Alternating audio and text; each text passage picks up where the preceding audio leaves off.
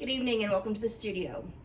At Queenie Quilts, this is day 50 of 100 Days of Sewing, and I'm sure you've noticed we've been gone in July. It's been really much busier than I ever anticipated July to be, but we're back in August. So first off, I've been working on this craziness, so I'm teaching this in just a few weeks as part of the Violet Craft abstract animals series. So this is the peacock abstractions quilt. I did make it a little bigger. I added two borders here, so there's an inner teal one and an outer purple one. It's not hanging flat up here and it hasn't been pressed, but I'll get that taken care of in the next day. It has to go to the quilter tomorrow, so we have been under a bit of a crunch to get it finished. This one is a lot of work. It was a ton of fun. All of mine are totally scrappy, but is a lot of piecing. Each one of those feathers has 48 pieces, so it's a lot of work, but so much fun. Anyway, I'm going to take you through a couple things that have happened in July, talk about what's happening in August.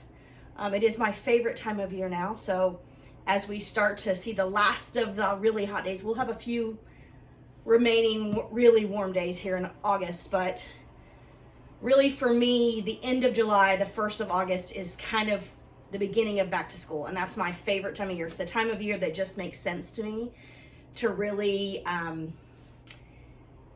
renew and regenerate and do all those things. So I know a lot of people save that for the first of the year, but for me, that's definitely school start time.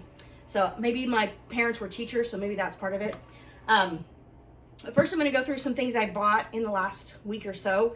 I was in Durango, Colorado at a really adorable shop called Stitch.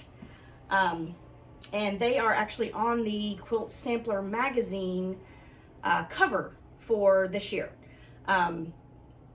Absolutely adorable shop. Their color wall was amazing. They had a pretty big selection of 108-inch wide backs. And they just had some fabric that I hadn't seen before. At least in my area. As you know, you can never predict what individual shops are going to carry. And so it's always amazing to go somewhere out of area and see things that you haven't seen locally. So the first one is this. So this is a 108-inch wide back. It's by Wyndham, which I didn't even know they did backs.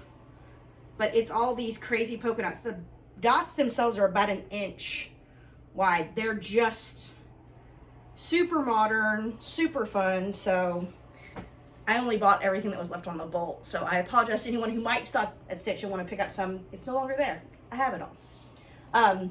The second thing I got was this. So this is a super dark purple with white mini, they're kind of square polka dots. So I have this fabric.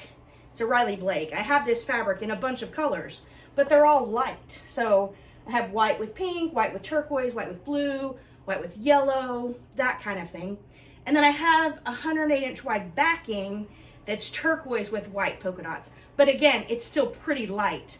This one is like a deep jewel purple, and I just can't wait to use it. Next up, my favorite color. So it's a deep teal. It's a batik. It's a little polka dot. Funny enough, polka dots are my thing. Oh, what do you know? The other fourth fabric I bought is polka dots as well. So this one is a black polka dot with lots of kind of pastel-y rainbow dots. This one is by Andover. So again, all things that I have not seen locally. So of course I had to pick them up and bring them home with me. So that was my trip to Durango, Colorado. I also got to spend some quality time with a couple good friends and really hang out and just really relax. So it was great. All to get us back to August, which is kind of the beginning of goal season for me. So for August, today is the 1st. Number one item for me for August, I am not buying any fabric. Not buying any fabric. Say that to yourself 25 times fast and hope you can do it. So I have recently had some friends over who've gone through my stash and pulled stuff and taken it home to their stashes, which is always exciting. But I'm still kind of at that point that my stash is exploding at the seams.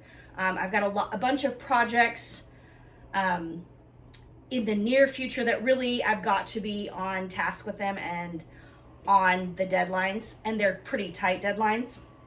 So the first thing is really I don't want to spend any more money on stash. I really want to use the stuff I have. I love the fabrics that I have now. I'm not saying I'm never ever going to buy more fabric. That's kind of ridiculous.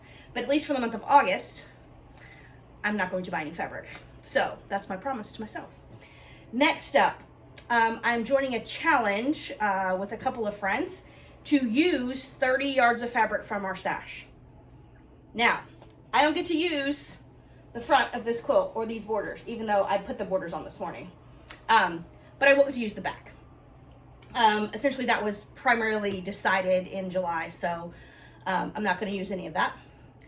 But essentially, starting immediately, everything needs to be accounted for. I really want to, again, use the stash I have and enjoy it. And I have lots. I have lots that's already in scrap sizes. I just have a lot of fabric, let's be honest. I think like every good quilter, we collect fabric. It's really a whole different hobby. So,